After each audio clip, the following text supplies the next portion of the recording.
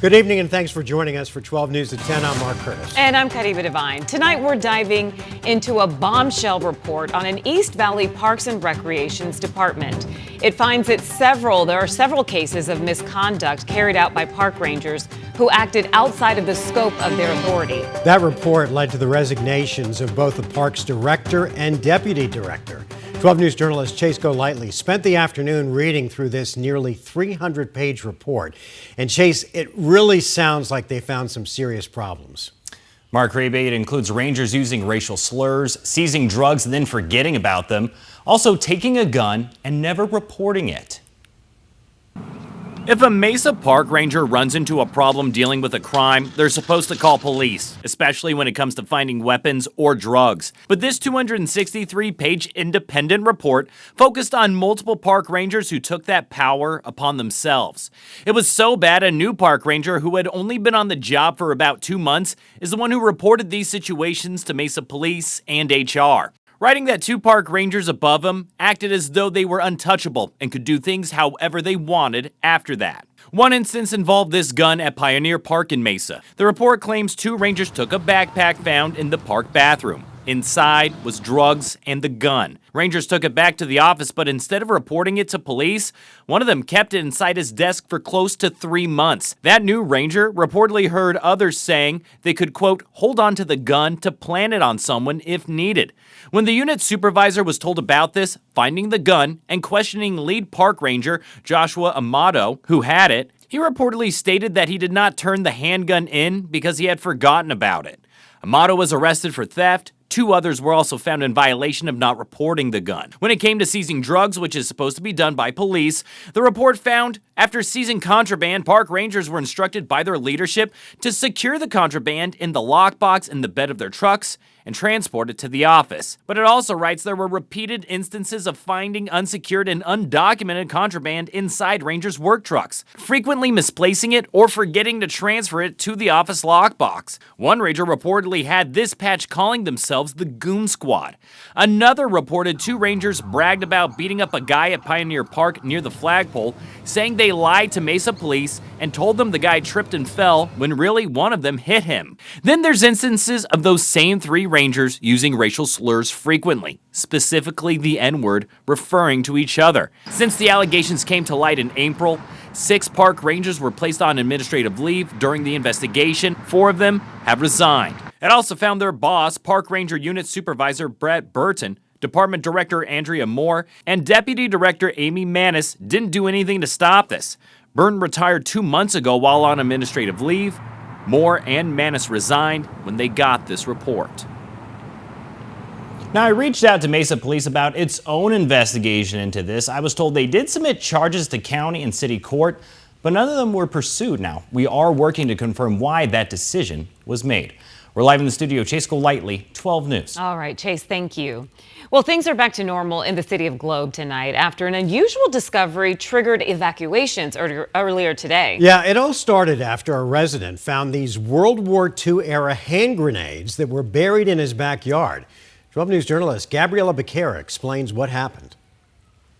Downtown Globe is open and secure again after those hand grenades were brought here to the police department. Out of an abundance of caution, they closed down everything within a 1-block radius of this intersection.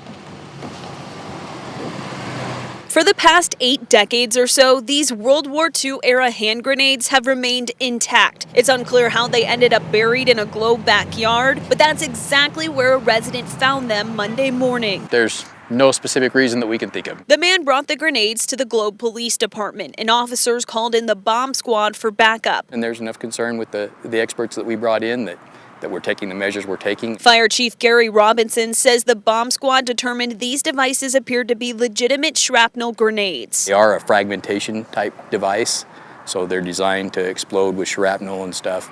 And they do have, a radius that shrapnel would go out. So they evacuated everyone within a 1-block radius of the public safety building. You can see the barricades, you can see the police tape trying to keep everybody pushed back. Military explosive experts made the 2-hour drive from Luke Air Force Base to collect the devices, putting them into an explosive containment vessel and taking them away to a place they'll later be destroyed. Seemed like a pretty pretty seamless check. Once they secure the devices in a box, they'll then take those devices out and they'll destroy them. A relief for the emergency crews working to keep Globe safe. Obviously, we want to be safe, make sure nobody gets hurt, make sure we keep ourselves safe, make sure we keep the other responders safe and the public safe. Robinson encourages anyone who makes similar discoveries to leave the explosives where they're at and call for help. But it's better if it's left in place and not brought down to a more populated area. The fire chief says the bomb squad also checked and cleared the man's backyard.